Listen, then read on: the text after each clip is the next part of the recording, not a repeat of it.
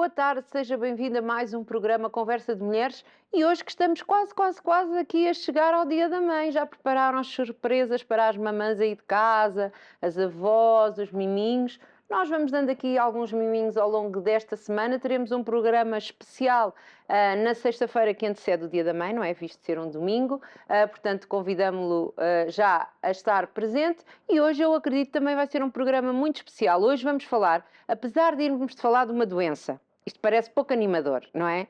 Vamos falar de uma doença, mas vamos falar com duas pessoas, com alguém que ajuda a superar essa doença e com alguém que, apesar de ter essa doença, também tem aqui motivos para ajudar outros. Vai valer a pena, não é? Hoje vamos falar sobre a Associação Portuguesa de Celíacos e sobre a doença celíaca. Portanto, fica aí connosco até ao final do programa. Lembrar que temos o nosso Facebook, Programa Conversa de Mulheres, e também o Instagram, conversa.mulheres.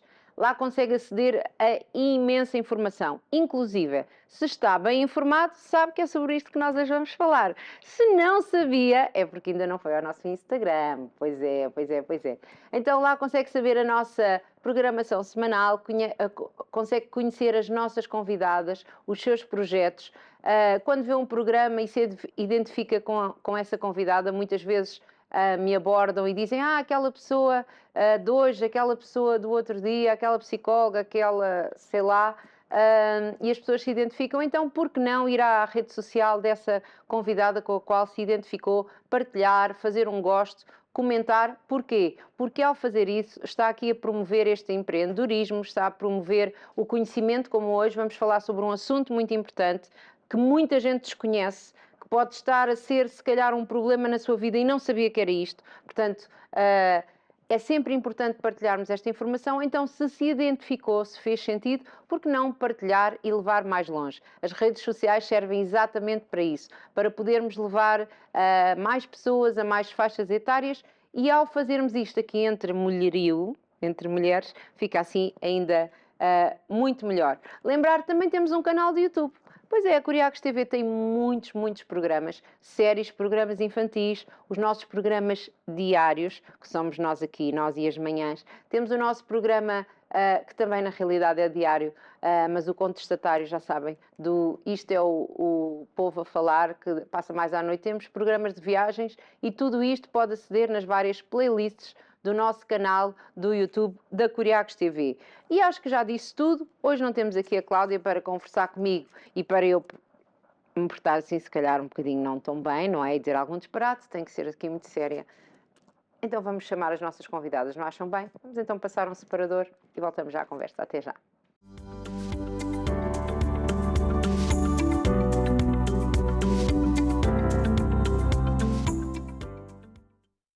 Então, como eu já disse, hoje tenho aqui a Associação Portuguesa de Celíacos e temos aqui connosco a Rita Jorge, nutricionista da Associação. Olá. Seja bem-vinda. Boa tarde, obrigada.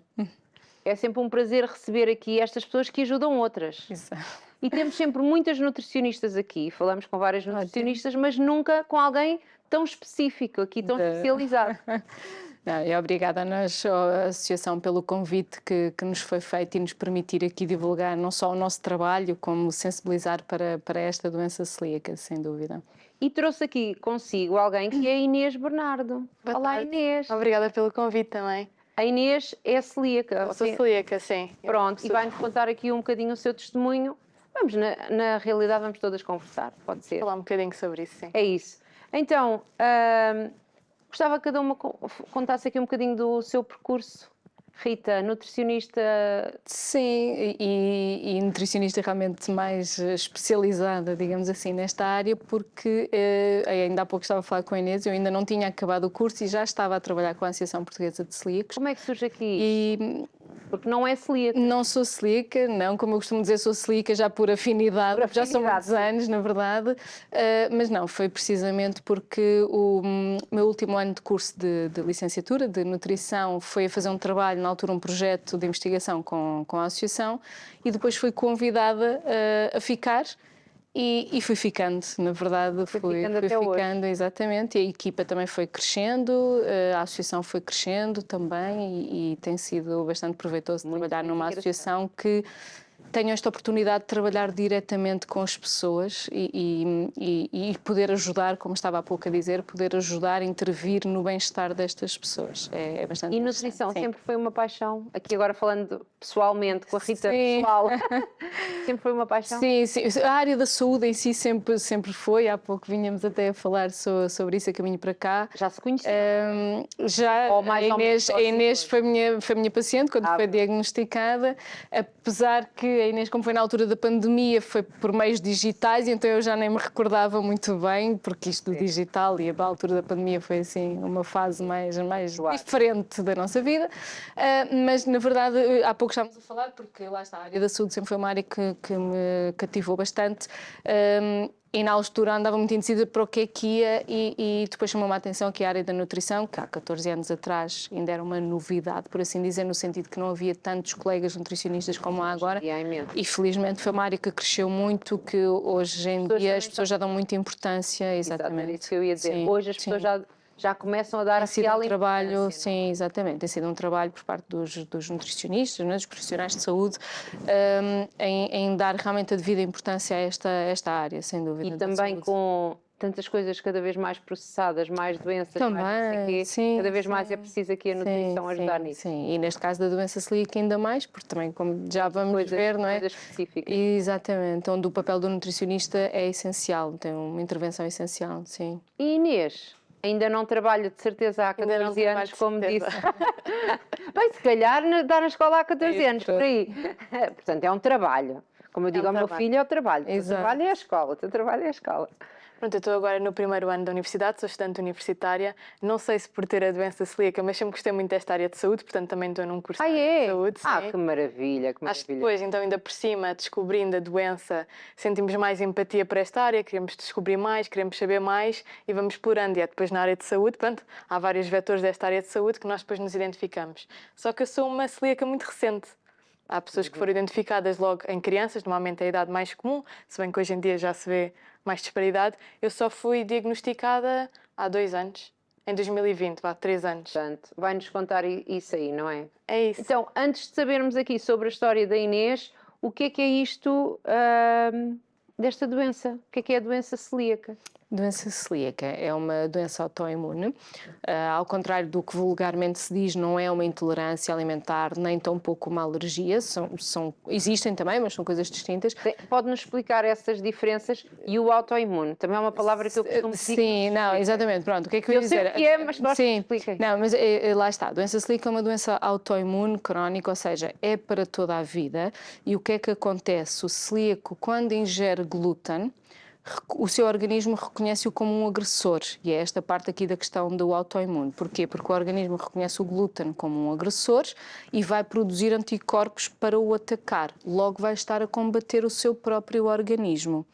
Neste caso, o glúten, como é um conjunto de proteínas e que é absorvido, tal como vários outros nutrientes, na parte proximal do intestino delgado, ou seja, logo ali a seguir ao estômago, naquela parte inicial do intestino, onde se dá a absorção dos nutrientes, temos uma espécie de dedos de luva a revestir o nosso intestino, as vilosidades onde são absorvidas.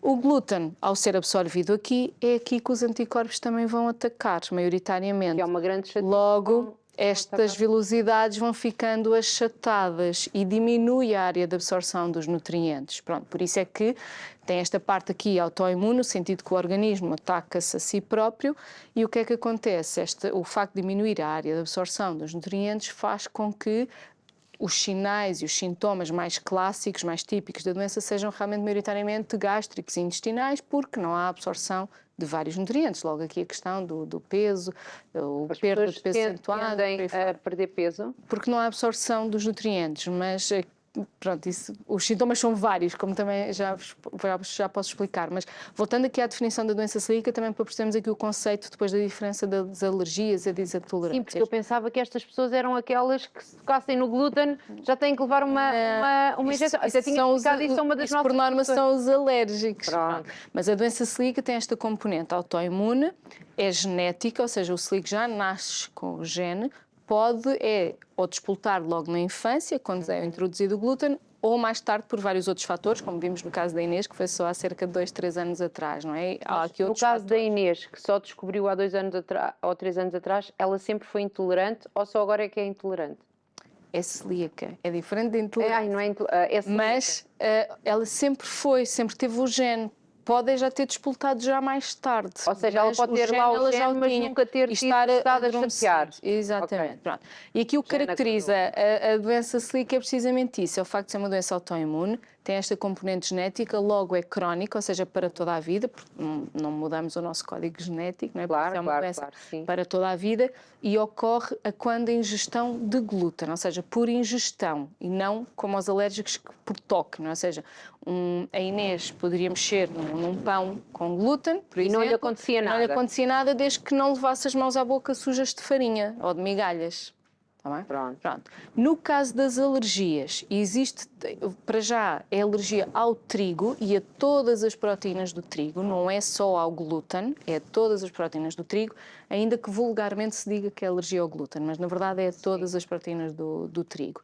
E aí sim, podem ser imunomediadas ou não, sendo que a diferença há aquelas pessoas que o simples tocar dá o choque anafilático. Sim, eu lembro que uma vez vi em televisão alguém a contar que só tocou e tiveram que vir Tal buscar como aquela... existe a alergia aos frutos secos, ao marisco, ao leite, pessoa, aos se não ovos, levar ao ali qualquer peixe. coisa, faz esse tal Exatamente. choque anafilático, não é? Sim. Pode até morrer, Porque não é? a glote começa a inchar, a pessoa não consegue respirar. Não. Depois, por outro lado, temos atualmente já reconhecido pela Sociedade Médica a sensibilidade ao glúten não celíaca, que é uma espécie de intolerância ao glúten, que é o quê? É aquelas... e só para aqui para diferenciar, as alergias não são genéticas, nem são, por norma, não são crónicas. Podem deixar Desaparecer. Exatamente, sim. E por isso, o que é que as distingue? É diferente da doença celíaca, que é para toda a vida, e as alergias não, podem desaparecer. Por outro lado, temos aqui as intolerâncias, então... Hoje está muito na moda, quem fala em perder peso e se calhar também aumentar, eu se calhar não sigo os que aumentam de peso, não preciso. Mas fala-se muito sobre isso, sobre a intolerância, que se calhar é intolerante ao glúten, se calhar é intolerante, deixe de comer o pão, Mas deixe de aí comer o que é que acontece? É os tais sensíveis ao glúten não celíacos, já é reconhecido pela Sociedade Médica, mas só se chega a um diagnóstico desses por exclusão de doença celíaca e de alergia. Ou seja, primeiro faz o rastreio para a doença celíaca e para a alergia. Só se der negativo, então é que podemos dizer que eventualmente poderá ser um caso desses. O que é que acontece? Infelizmente, eu digo infelizmente porque... Porquê? Porque há muitas pessoas e mesmo profissionais de saúde, que então, mas se não se sente bem com o pão, deixe de comer pão, deixe de comer glúten porque faz mal, porque incha a barriga, porque engorda. Erradamente, se nós tínhamos descoberto aqui a pólvora para a obesidade. É verdade, isso também E o que é que acontece? Essas pessoas acabam por tirar o glúten da sua alimentação sem nunca fazer um rastreio para a doença celíaca. E o que é que acontece? Estas pessoas não vão ter um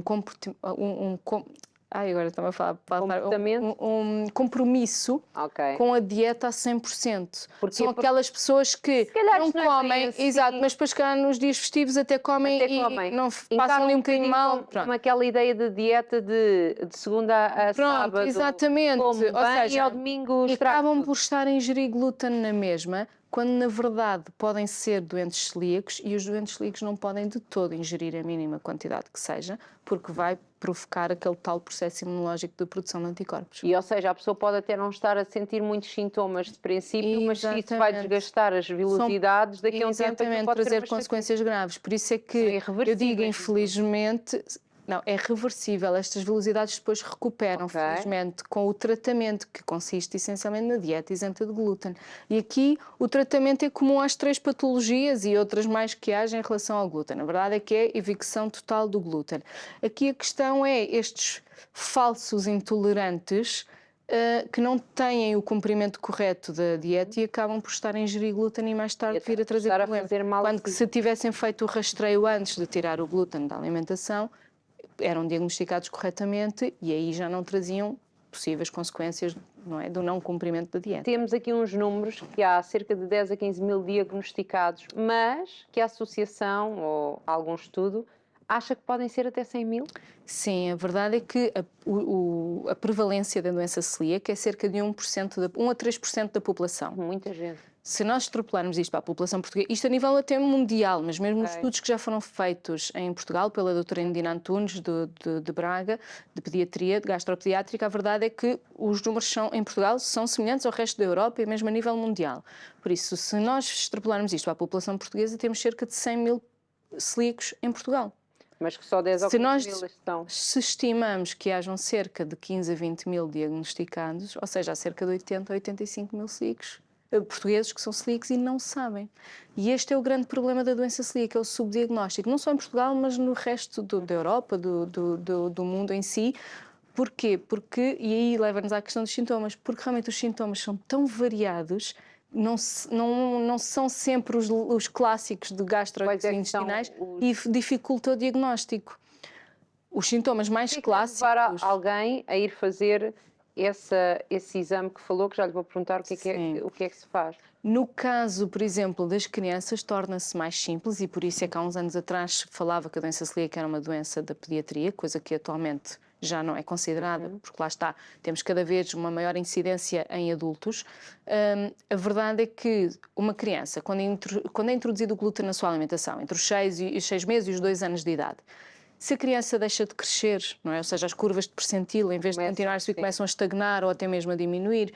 Se a criança começa a perder peso, se começa a haver até mesmo algum atraso a nível psíquico-motor, se a criança tem diarreias constantes ou prisão de ventre, se tem vômitos recorrentes, irritabilidade, vários sintomas muito relacionados com o trato gastrointestinal, facilmente o pediatra está alerta e vai fazer o rastreio da doença celíaca.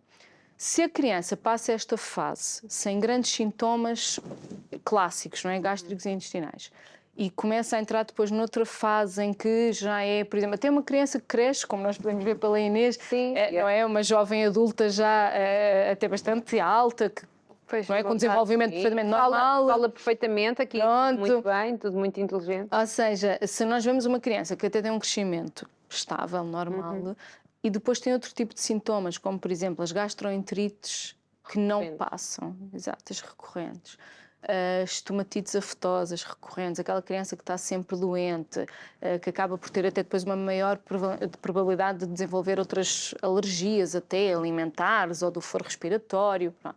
Às vezes o pediatra também ainda vai tentar estudar o que é que se passa para a criança andar constantemente com gastroenterites ou a questão do defeito do esmalte dentário. Pronto. O que é que acontece? Depois, quando começa a entrar na fase da adolescência, é uma fase muito assintomática, não há sintomas. E depois só voltam a aparecer sintomas, eventualmente, depois numa fase já de jovem adulto. Ou, no caso das mulheres, porque depois isto também é uma doença que afeta mais as mulheres do que os homens, como as doenças autoimunes de forma geral.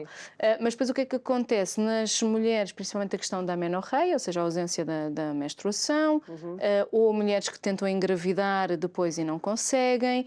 Porquê? Porque como é uma doença autoimune, apesar do órgão-alvo ser o intestino, a verdade é que depois os anticorpos começam a poder atacar todos os outros órgãos. Pronto, e então temos aqui vários outros sintomas, a questão da anemia, por não há absorção do ferro, a osteopenia e osteoporose precoce, porque não há absorção do cálcio, a vitamina D, por aí fora, porque lá está, as velocidades estão achatadas, não há absorção destes nutrientes na sua totalidade. Temos cada vez mais casos de alterações até dos níveis da função hepática, do fígado, até do rim também, e cada vez mais até casos de pessoas com relatos de doenças mais relacionadas com a parte psicológica, psiquiátrica mesmo, casos de esquizofrenia, depressões. Há cada vez mais sintomas que não estão diretamente relacionados com o intestino ou com o estômago. Mas quando a pessoa resolve... Aqui a questão é, se não é diagnosticada em criança, quando os sintomas são aqueles mais evidentes, depois torna-se difícil, porque mesmo que a pessoa tenha uma osteopenia, uma osteoporose, o ortopedista não se vai lembrar que pode ser uma doença do foro intestinal que esteja a provocar isto. Se for uma anemia, eventualmente aqui o hematologista tem maior tempo de perceber qual é a dificuldade aqui na absorção do ferro. Agora, até mesmo na parte do aparelho reprodutor, não é? Cada vez mais nós temos na consulta, inscritos na associação, sócios, mulheres que chegam através da consulta de ginecologia, porque não conseguem, ou neste caso das consultas de infertilidade, porque não conseguem engravidar. E não é uma coisa linear de se lá chegar, não é? De não se consegue engravidar, vai ser uma doença celíaca, não é linear. Mas a verdade é que é uma doença autoimune e por isso pode afetar várias coisas. E por isso é que é tão difícil depois o diagnóstico. Inês, o que é que foram os teus sintomas? O que é que te levou a tentar encontrar uma solução? Do quê? Pronto, a mim, na sequência aqui do que a Rita estava a dizer, eu não fui na idade mais comum, não foi na infância. Sim. Aliás, eu até fui, como estavam a referir, sempre fui daquelas crianças que cresceu muito, sempre tive nos percentis mais alta. Eu não estive ao lado da Inês assim em pé, mas a Inês é mais alta que eu com saltos, portanto é alta. É como eu costumo dizer, a minha idade é certa, a minha altura é certa, para cima é alto. Estou a brincar. Sim, eu sou alta e nunca tive problemas de desenvolvimento, sempre cresci na altura certa, sempre... Boa aluna sempre, de certeza. Sim, sempre fui boa aluna. Sim, pronto, se bem que esta questão da doença celíaca não influencia nada essa questão psíquica. Não, mas como falou do atraso do desenvolvimento... A verdade é que no caso da Inês ela não sentiu isso, infelizmente, mas nesta questão aqui psíquica, o que acontece é que temos muitas crianças, por exemplo, às vezes com déficit de atenção. Pois, é assim, eu nunca tive os sintomas mais... Questão de irritabilidade, lá está, mas é na infância mais. Por isso é que também nunca se descobriu tão cedo, ou seja, eu lembro que na infância lembro de ter em ocasiões específicas dores abdominais muito extremas, às vezes, ou seja, uma vez ou duas vezes por ano, tinha um dia que tinha dores horríveis de barriga, eu não conseguia levantar-me da cama, não conseguia fazer nada. Mas era aquele um episódio específico. Fui ao médico, nunca conseguiram perceber porquê. Nada relacionado com a menstruação e nada assim? Não, quando ainda era mesmo criança, nem sequer foi na altura da... Okay. Mesmo se calhar... Não, porque às vezes pensam, está relacionado com isto, não é? As mulheres têm sempre essa questão, não é? Nunca se sabe. Sim, nunca se sabe, pode ser tudo pode ser tudo. Mas pronto, 8, 9 anos, mesmo quando era mais nova, eu nunca soube bem. Até que, quando eu tinha 16 anos, que foi quando fui diagnosticada, em 2020... eu tive uma apendicite aguda um bocadinho grave, ou seja, fui internada, fui operada ao apêndice, mas pronto, houve um conjunto de complicações, não foi uma cirurgia simples ao apêndice. E depois, no pós-operatório, os meus sintomas pessoalmente senti um bocadinho de... Eu perdi 10 quilos, perdi muito peso, mas também foi pela estadia no hospital, portanto.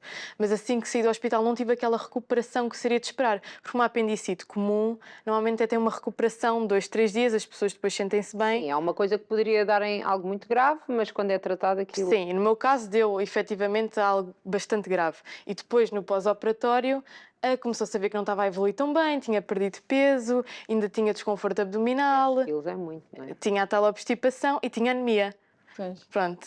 E contactei com uma gastroenterologista muito boa que me indicou, porque pronto, a minha família também soube indicar-me para um bom médico e eu consegui entrar em contacto com esta médica que me aconselhou a fazer as análises da doença celíaca. Quais é que são essas análises? Que era aí que eu queria... É da antitransglutaminase, não é? Sim, são as análises precisamente aos anticorpos. As mais específicas são as antitransglutaminases, no caso das crianças mais pequeninas, as antigliadinas, mas com mais de 5 anos são análises ao sangue. Exato, era só isso que eu queria. É piquidinha do sangue. Sim. Pronto. E o que é que vai fazer? Vai medir a tal quantidade de anticorpos que há no sangue. Os tais anticorpos que depois vão atacar as velocidades. Então, isso quer dizer que se alguém nos está hoje a ver e a ouvir, e já vou continuar contigo, Inês, está bem? Mas se está a ver e a ouvir e está aqui a identificar algum padrão de alguma coisa, se calhar poderia chegar ao seu médico de família, se não tiver outra forma melhor, e dizer, olha, eu se calhar posso estar. Claro que às vezes os médicos não gostam muito destas sugestões. Sim. Mas pedir aqui para fazer uma análise ao sangue... Até porque já são participadas pelo Sistema Nacional de Saúde desde 2019, que as antitransglutaminases já são participadas. Olha, pode dizer outra vez, escreva devagarinho. Transglutaminase. Mas se chegarem lá e disserem que é para a doença celíaca, os médicos sabem. À partida sim, exatamente, à partida sim, por isso também pode dizer que é para fazer o rastreio da doença celíaca. Eu já fiz as análises deste ano, senão agora ia pedir à médica. Exatamente, porque não custa, a verdade é essa que não custa nada. E aí conseguiríamos... Já vai ser ficado para o resto do Exatamente, exatamente. Pronto.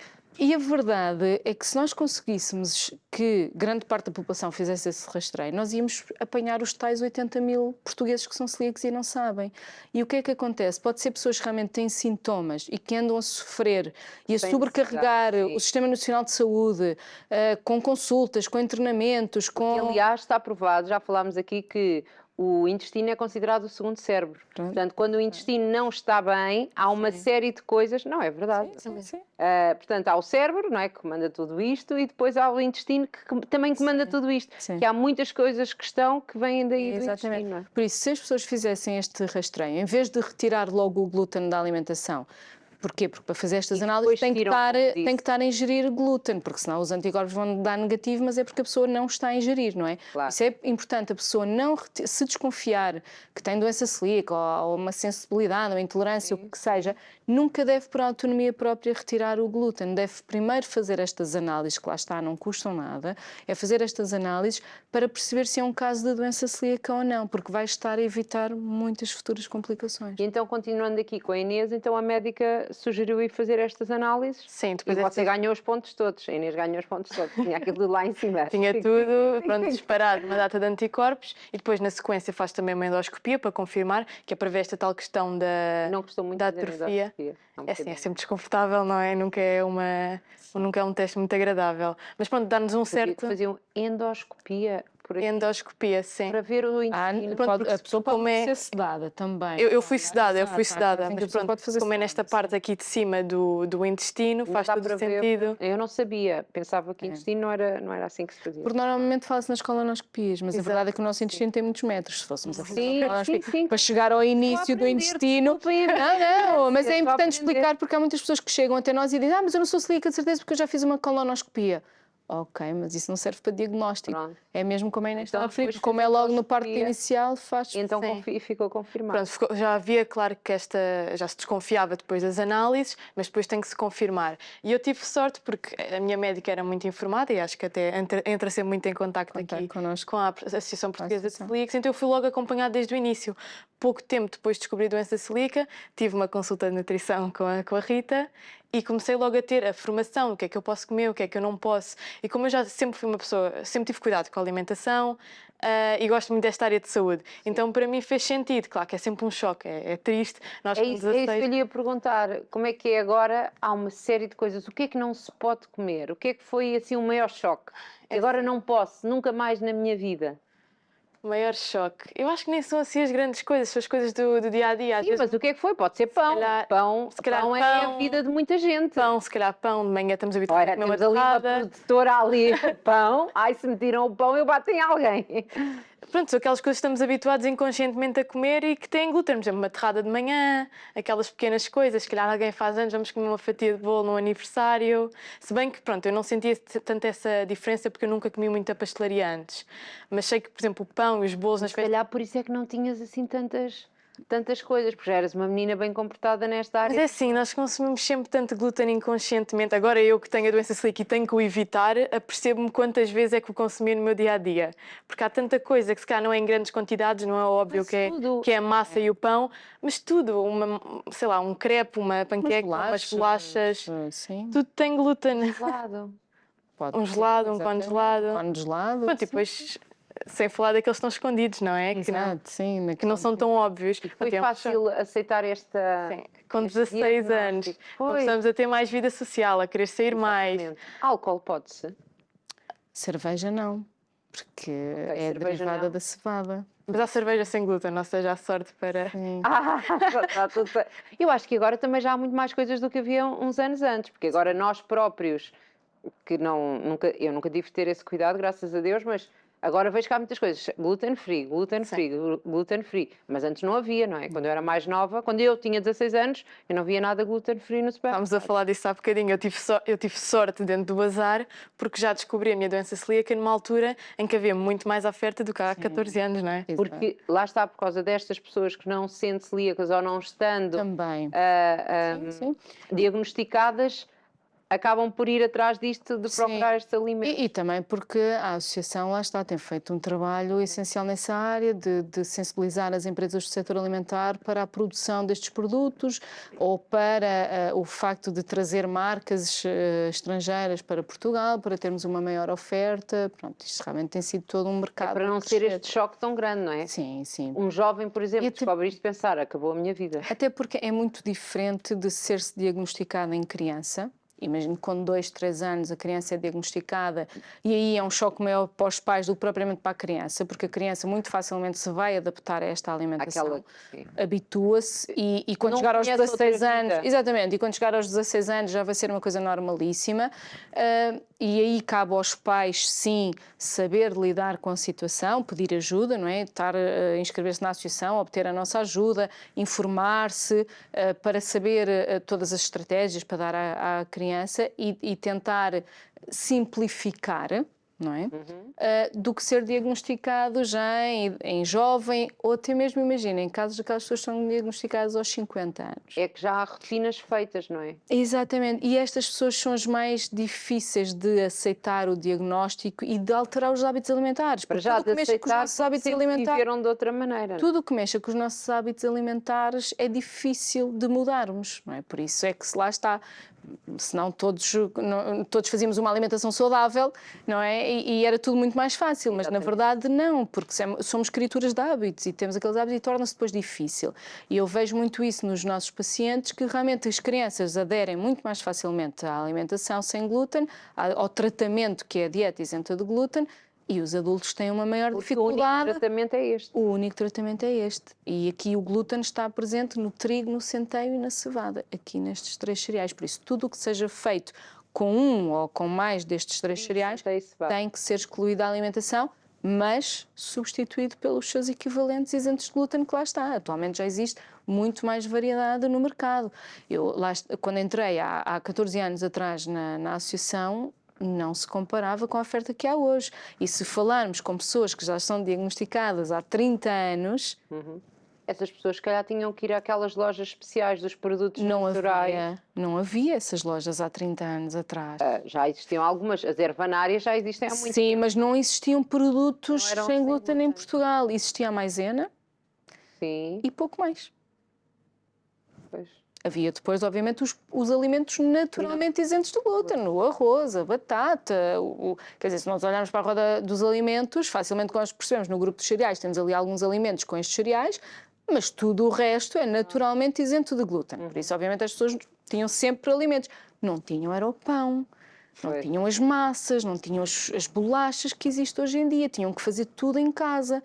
Não é? E fazer pão em casa quando não existiam as farinhas que existem pão e não tinha havido o Covid, toda a gente começou a fazer pão no Covid. Exatamente, sim. Tirámos todos padeiros eu não na altura. Fiz. Eu acho que deve ter sido as poucas pessoas que não fiz pão em casa, mas quase tive tentada a fazer, portanto é mesmo sinal que o mundo estava quase a acabar. Exato, mas tem sido uma grande evolução, sem dúvida. Hoje em dia o celíaco já é aquela pessoa que já não procura só o produto sem glúten, já procura um produto sem glúten com uma melhor qualidade, não é? Quer seja a nível de sabor, de textura, nutricional, não é?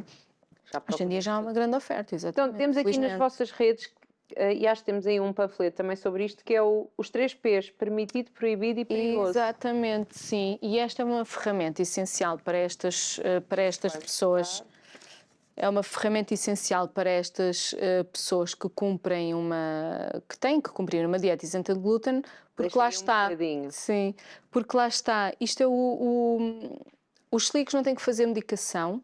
Sim. Não têm que fazer tratamentos, exames, a não ser obviamente os de rotina, mas têm que cumprir com esta alimentação de forma rigorosa, porque a mínima quantidade que seja vai fazer com que haja produção dos tais anticorpos. Portanto, que eu estava a dizer. Temos aí permitidos cereais, incluindo, não consigo ler o resto, temos sal e flor de sal, exato, ou seja, natas, temos os permitidos são aqueles que eu estava a dizer há pouco, que é aqueles que estão na roda dos alimentos, são os que estão na roda dos alimentos e que na verdade não contêm glúten na sua composição.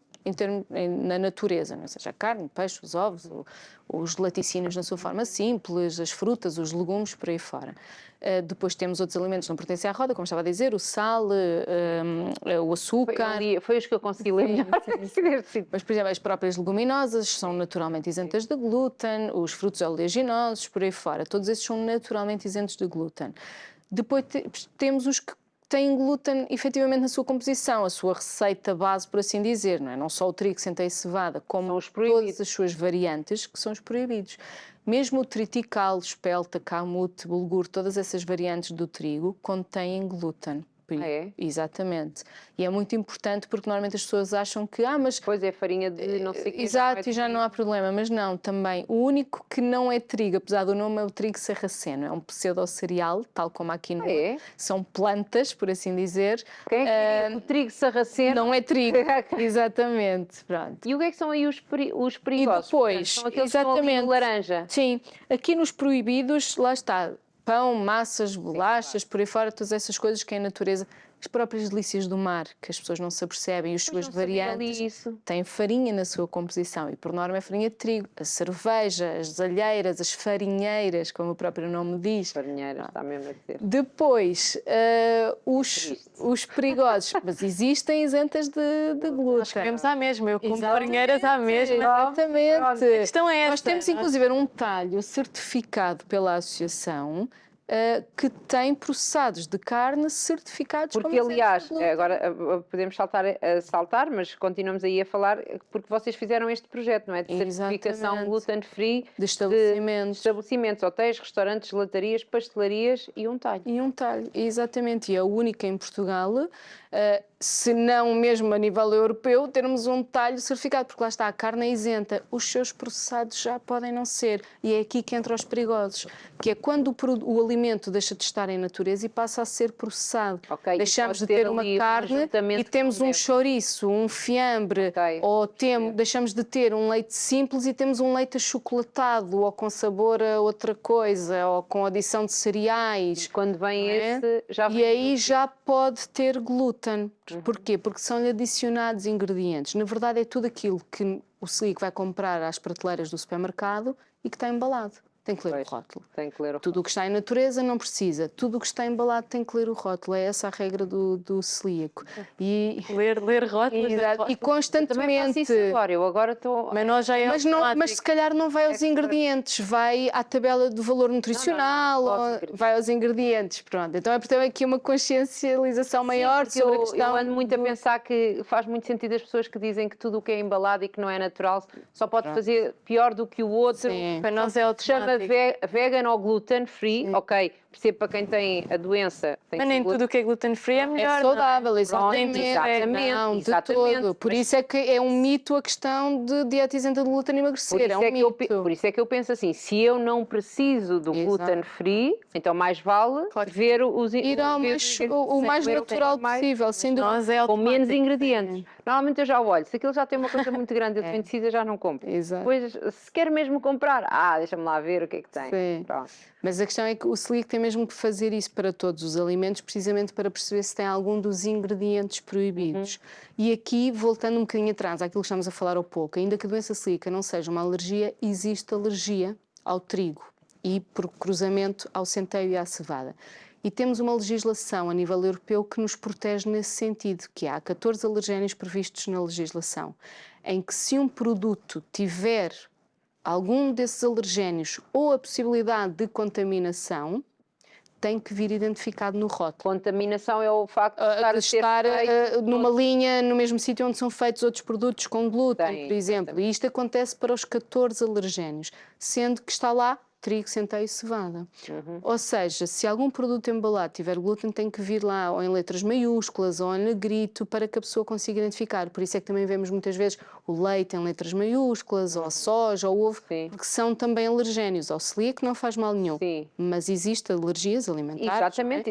Então, as alergias, lá está, como já falámos, podem levar, em alguns casos, à morte. Exatamente. Então temos esta legislação que ajuda o celíaco a conseguir ler o rótulo. E um dos trabalhos essenciais de nós nutricionistas na Associação Portuguesa de Celíacos é precisamente ensinarmos os nossos celíacos a fazerem essa correta leitura do rótulo. Não é? Precisamente a saberem identificar quais são os ingredientes proibidos que, se estiverem presentes naquele produto, não pode comer. Tem que ir procurar outra marca, porque de certeza que há outra marca no mercado que não tem adição de farinha naquele produto, consegue fazer. Natural, vamos assim. Por outro lado, os tais produtos gluten-free que estávamos a falar, se tiver a menção de isento de glúten, gluten-free, é porque são realmente feitos especificamente para estas pessoas e por isso são seguros, porque também para terem essa menção é obrigatório cumprirem com os requisitos. E este projeto de certificação gluten-free foi um projeto que vocês também, a associação, desenvolveu, não é? E é muito importante aqui para estas pessoas poderem usufruir de experiências de vida, não é? Portanto, estamos aqui a falar de pastelarias, gelatarias, restaurantes, hotéis, de uma experiência de vida de uma forma tranquila. Exatamente, porque como a Inês estava a referir, e saberá certamente dizer melhor do que eu, que acaba por ser a maior limitação, no sentido que o Slick em casa consegue, eventualmente, com o apoio da sua família, do seu grado, consegue gerir, fazerem esta alimentação de forma correta. Quando quer depois sair fora de casa, acaba por ter apresentar aqui algumas barreiras, não é? Não descamba, mas, por exemplo, no meu caso, estávamos a comentar isso no caminho para aqui. Eu tive muita sorte porque a minha casa, toda a gente deixou de comer glúten em casa. Ou seja, na minha casa não há o perigo de eu ser contaminada com o glúten. Se calhar, se a minha mãe e se o meu pai tivessem a comer uma torrada, eu podia ser eventualmente contaminada se usasse a mesma manteiga, etc. Sim. Na minha casa não é esse problema, portanto é um espaço seguro. Toda a gente decidiu fazer isso. Toda a gente decidiu. É a menina da casa. É mesmo, eu sei que não há muita gente que possa dizer o mesmo. E mesmo, por exemplo, em eventos familiares, os meus avós fazem sempre tudo sem glúten, se é uma festa de família, se é um Natal, porque a realidade é que a maior parte dos pratos assim tradicionais não tem glúten, só que às vezes as pessoas ao longo dos anos têm tendência a acrescentar uns pozinhos aqui, uns pozinhos ali, que podem ter eventualmente glúten. Mas pronto, é esse cuidado, então com as sobremesas, que é o maior perigo, é tudo sem glúten. Portanto, eu em casa estou confortável, não tenho problema. O maior desafio para qualquer celíaco, e acho que qualquer celíaco concordaria comigo, é quando saímos de casa, é ir viajar, é ir comer fora. Faz parte e é importante também. Nós não paramos, eu não paro de ir comer fora, não paro de viajar. Eu adoro viajar e por acaso é das coisas que me custa mais, porque tenho que ter o extra cuidado. Por exemplo, comer fora, claro que tento sempre estes sítios certificados, tenho a certeza que estou segura, mas a realidade é que às vezes nós não conseguimos. Sempre há um sítio certificado perto. Apesar de já haver um grande projeto e já haver muitos, às vezes em zonas não tão urbanas, por exemplo, em aldeiazinhas, vamos para uma aldeia, se vamos para outro país, não conhecemos tão bem. O que é que podemos, pelo menos no meu caso, o que é que eu faço? Peço o mais simples possível, por exemplo, se calhar uma carne não tem glúten, peço uma carne grelhada, tenho a certeza que não grelham pão na mesma grelha, ou seja, tento minimizar ao máximo alguma possível contaminação, mas pronto, é sempre uma preocupação maior. Será que eu consumi sem querer? Será que alguém sem querer colocou glúten na minha comida e eu não me apercebi? Esse é que acaba por ser o maior desafio para nós celíacos, porque pronto, a maior parte dos celíacos no dia-a-dia, e mesmo que tenham familiares a comer glúten em casa, já é uma rotina, as pessoas já estão habituadas a afastar o que tem glúten e o que não tem. Então o próprio celíaco não sofre essa contaminação.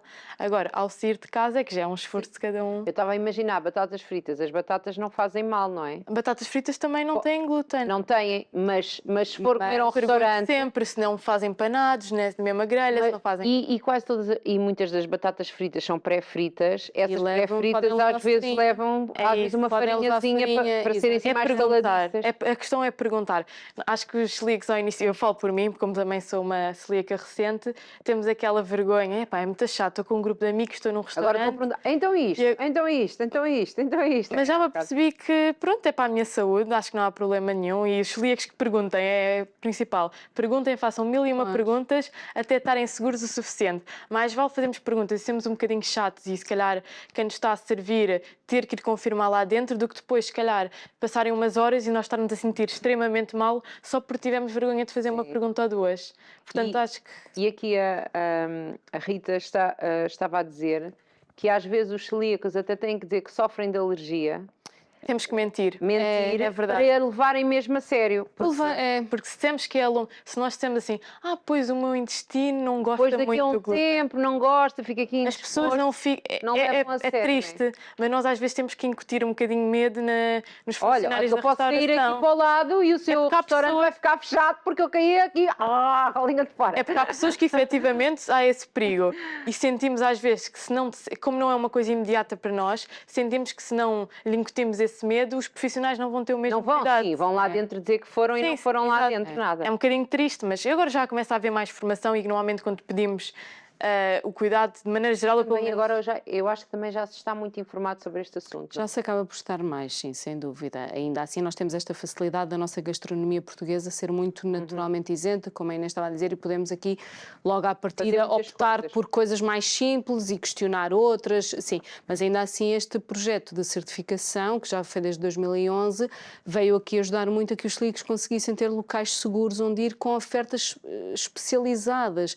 Não é só o naturalmente isento, não. Temos sítios onde temos uma pastelaria tradicional portuguesa isenta de glúten. Comer um pastel de nata, comer uma bola de Berlim, comer um rissola ou um croquete, coisas que a pessoa não faz em casa. Quer dizer, há salgados, há pessoas que até se ajeitam bem e já fazem, mas bolas de Berlim, pastéis de nata, as pessoas não vão estar a fazer isso no dia a dia em casa, não é? E se calhar para uma criança, lá está, nem faz grande diferença porque nunca foi habituada a essas coisas, mas para um adulto, para um jovem, faz diferença, sentem falta.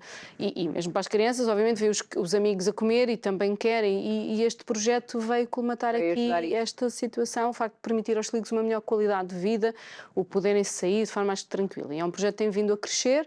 Claro que nós gostaríamos que tivesse crescido muito mais ainda, mas a verdade é que já começamos a ver os restaurantes, os hotéis cada vez mais sensibilizados para esta questão, a virem eles ao encontro da associação, em vez de sermos nós a ter que andar quase que a bater à porta dos restaurantes, a perguntar, olha, conhece o projeto? Não, neste momento já temos muitos que nos contactam a nós. Ser inclusivo, e que nos, exatamente, e que nos pedem ajuda, como é que eu posso ter menus sem glúten seguros para os meus clientes, porque já começam a perceber que não é só o sem glúten das modas, é servir com segurança, livre de lá está das contaminações, de não haver migalhas de pão ou de farinha no ar que possa contaminar uma simples salada. Sim. Não é? E já começa a haver cada vez mais esta sensibilização. Nós próprios temos um projeto, a associação, desde o ano passado, com as escolas de hotelaria e turismo de Portugal, do turismo de Portugal, onde temos vindo a dar formação aos alunos das escolas, principalmente das áreas de padaria e de cozinha.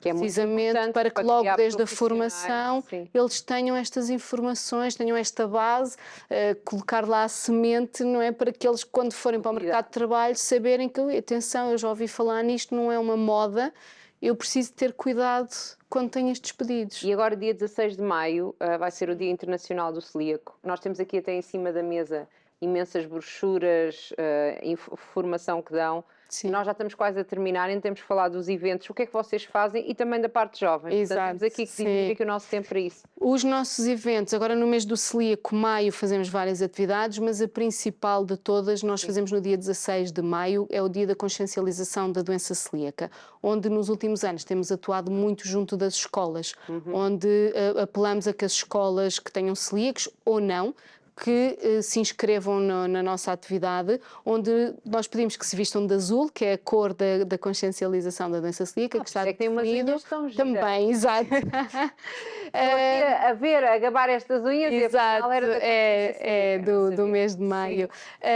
E, na verdade, nós pedimos para que se inscrevam, para que depois nós possamos enviar informação e o dia possa ser assinalado precisamente para mais este público-alvo, para consciencializar estas crianças que não é por terem esta doença que vão ser diferentes das outras. Mas a associação também faz aqui muito apoio aos celíacos, exatamente, não é? Consultas, temos as consultas de nutrição, consultas de psicologia, temos os nossos eventos, os nossos encontros nacionais, que são, eu costumo dizer, mini-congressos, porque temos a parte científica com profissionais da área, mas temos também a parte de comunidade, de partilha de experiências, de convívio, onde almoçamos todos juntos, são entre 150 a 300 pessoas os nossos eventos. E depois temos então a parte... Show cookings também, não é? Também fazemos workshops, show cooking, de culinária, porque lá está, trata-se tudo da alimentação, não é? De uma dieta isenta de glúten, onde ensinamos depois as pessoas aqui... No fundo promovem aqui esta união, este partilhar de experiências e o desmistificar que isto pode ser uma coisa muito difícil. Exato. Estamos a falar de uma alteração de hábitos alimentares.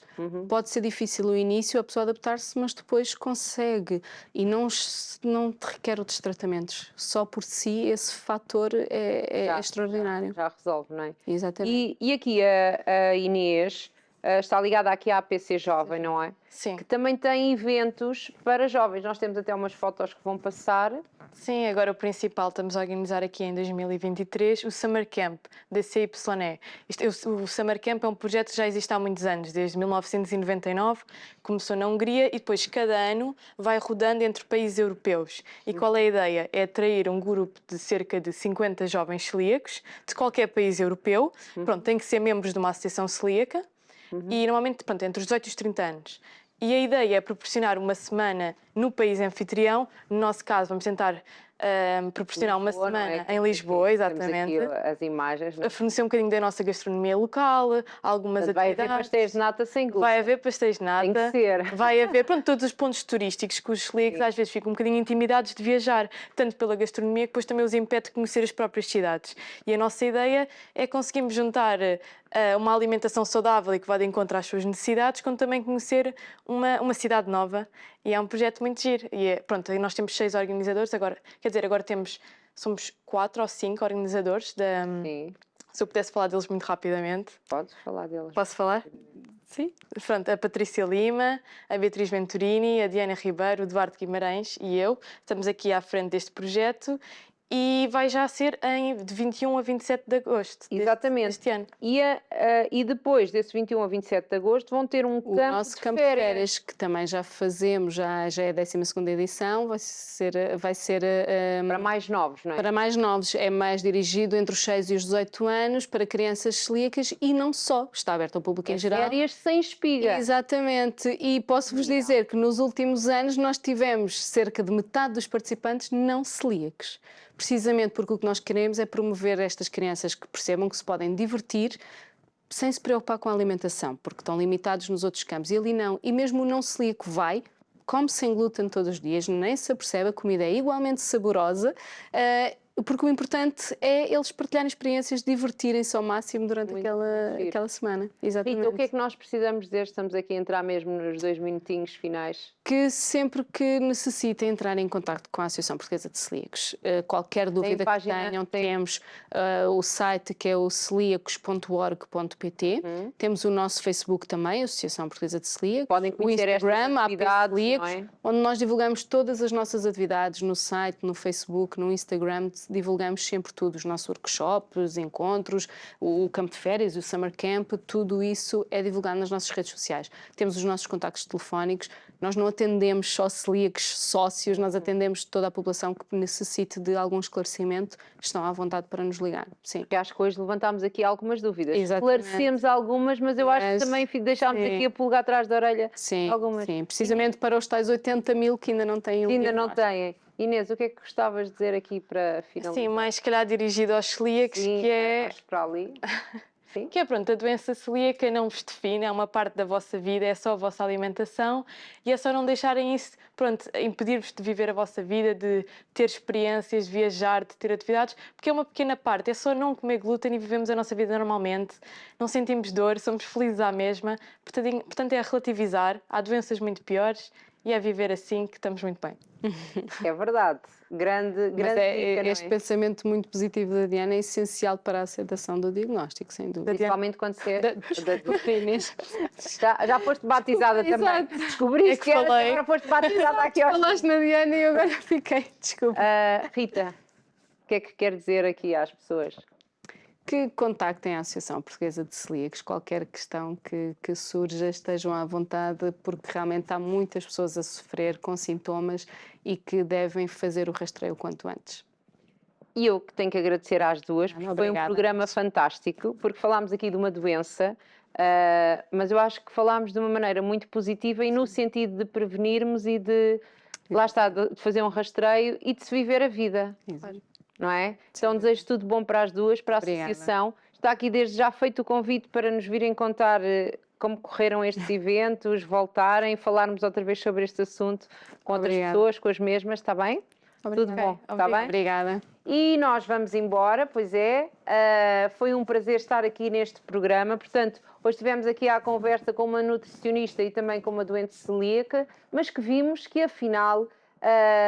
não vale a pena entrar em dramas, vale a pena pensar como é que pode fazer a sua alimentação de uma maneira correta, como é que pode, como disse aqui a a nossa caríssima e os nomes Inês, relativizar, viver a vida sem dor, ser animado. E já sabe, se para si identificou algum destes sintomas, por que não ir ao seu médico de família?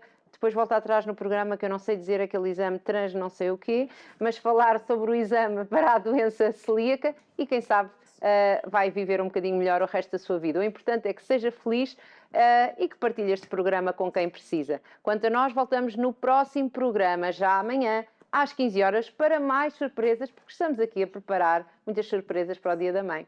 Um grande beijinho, portem-se bem.